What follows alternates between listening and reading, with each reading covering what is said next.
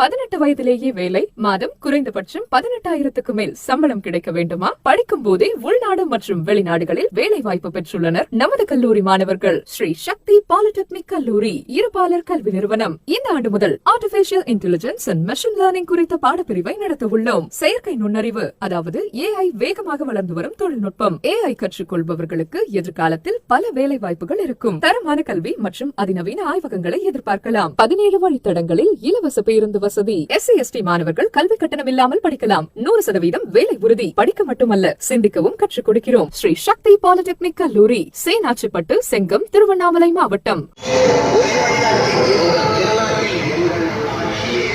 மக்களே